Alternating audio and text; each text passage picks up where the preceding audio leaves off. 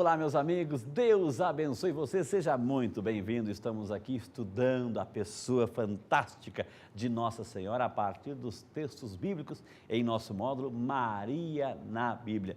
Já estudamos um pouquinho de Marcos aí, já estudamos um pouquinho dos textos do Antigo Testamento que fazem referência a Nossa Senhora, mesmo sabendo que Maria pertence ao Novo Testamento. Já estudamos Gálatas, o texto mais antigo, a plenitude dos tempos, Jesus nascido de uma mulher, e já entramos na dinâmica de Marcos, Nessa aula a gente vai fazendo um resumo aí da Mariologia de Marcos e depois vamos entrar no outro evangelista. Marcos ainda não conhece a grandeza de Maria. Para ele, Maria é simplesmente a mãe carnal de Jesus, só isso. É uma Mariologia primária e primitiva, sem muitos aprofundamentos sobre a real importância de Maria. Ele ainda não sabe a real dignidade de Maria. Olhando para Maria, como descreve o Evangelho de Marcos, parece até que ele ainda não compreendeu a missão de Jesus. Aqui fica bem claro uma coisa: Maria começou uma peregrinação na fé. Aos poucos, até mesmo ela foi conhecendo quem era o seu próprio filho e a sua missão neste mundo. Apesar de abordar o tema mariológico sob o prisma puramente humano e biológico da parte de Maria, o evangelista nos convida a conhecer de verdade a pessoa de Maria e nos ensina que ela também passou por todo um processo de amadurecimento na fé para conhecer a missão de Jesus. Não é que Marcos não dava importância, mas ele não sabia muito, não tinha muitos elementos, era uma Mariologia que estava recém começando, recém engatinhando em Marcos. Marcos apresenta Maria como a mãe virginal e também uma discípula que vai aos poucos fazendo um caminho com Jesus e compreendendo a profundidade da sua missão. Mas agora nós vamos entrar em outro evangelista, o Evangelho de São Mateus.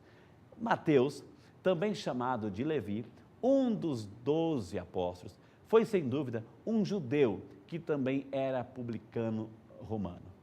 Mateus, escrevendo o seu evangelho por volta mais ou menos do ano 70 depois de Cristo, tinha como destinatários principalmente os judeus. Esse ponto de vista está confirmado pelas referências às profecias hebraicas, cerca de 60, e pela aproximadamente 40 citações que ele faz do Antigo Testamento. Ele ressalta especialmente a missão de Cristo aos judeus. A intenção de Mateus, presta atenção, a intenção de Mateus é de mostrar que Jesus foi o Messias prometido no Antigo Testamento, através do cumprimento das promessas feitas a Abraão até Davi, passando por todos os profetas. Então, por isso que Mateus cita tanto, tem tantos textos do Antigo Testamento, porque ele quer mostrar que esse Messias que está aqui agora foi aquele que foi anunciado lá pelos profetas do Antigo Testamento. Maria é apresentada como a mãe virginal de Jesus, que o concebe pela ação do Espírito Santo, sem a intervenção humana, mostrando a gratuidade da iniciativa divina. O Evangelho de São Mateus amplia bastante a imagem de Maria. Se Marcos estava começando, Mateus amplia um pouquinho mais.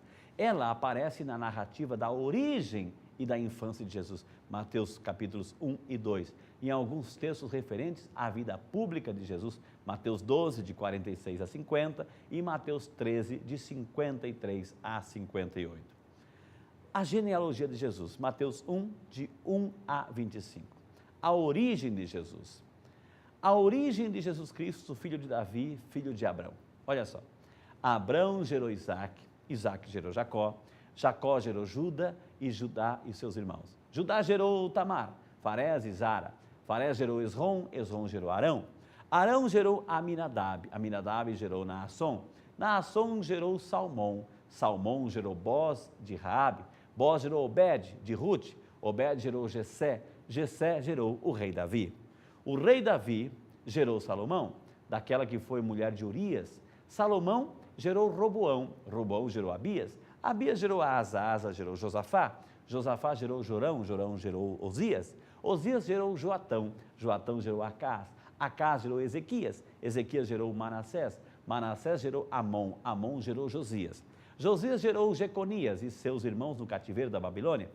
E depois do cativeiro da Babilônia, Jeconias gerou Salatiel, Salatiel gerou Zorobabel, Zorobabel gerou Abiúde, Abiúde gerou Eliaquim, Eliaquim gerou Azor, Azor gerou Sadoc, Sadoc gerou Aquim, Aquim gerou Eliúde, Eliúde gerou Eleazar, Eleazar gerou Matã, Matã gerou Jacó, Jacó gerou José, esposo de Maria, da qual nasceu Jesus, que é chamado Cristo. Portanto, as gerações, desde Abraão até Davi, são 14.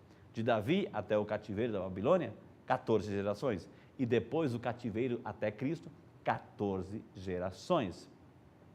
Primeiramente, o objetivo desta genealogia é o de mostrar que Jesus descende de Abraão, de Davi, e que, portanto, ele herda as promessas feitas a esses dois patriarcas de Israel. De Abraão, a promessa da numerosa descendência, Gênesis capítulo 12, e de Davi, a promessa da eterna realeza, segundo Samuel capítulo 7. A genealogia de uma pessoa e de uma família tinha enorme importância jurídica e trazia as consequências para a vida social e religiosa. A pureza de uma linha genealógica dava participação ao descendente nos méritos de seus antepassados. Mateus remonta a origem de Cristo a partir de Abraão, passando por todas as gerações até chegar a José, esposo de Maria, da qual nasceu Jesus. Esse elenco de nomes, que vai de Abraão a Cristo, é subdividido em 3 grupos e cada grupo abrange 14 gerações. O primeiro grupo de Abraão a Davi, o segundo grupo de Davi a Jeconias, no exílio da Babilônia, e o terceiro de Jeconias até Cristo. O anúncio a José: eis como nasceu Jesus Cristo. Maria, sua mãe, estava desposada com José. Antes de coabitarem, aconteceu que ela concebeu por virtude do Espírito Santo. José, seu esposo, que era homem de bem, não querendo difamá-la, resolveu rejeitá-la secretamente.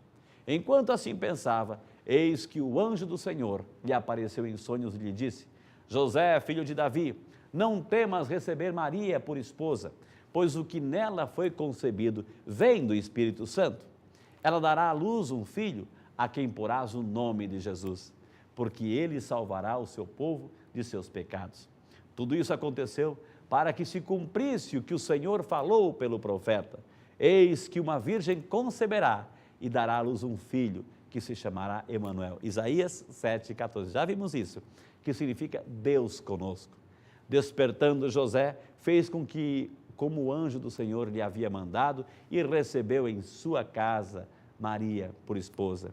E sem que ele a tivesse conhecido, ela deu à luz a seu filho, que recebeu o nome de Jesus.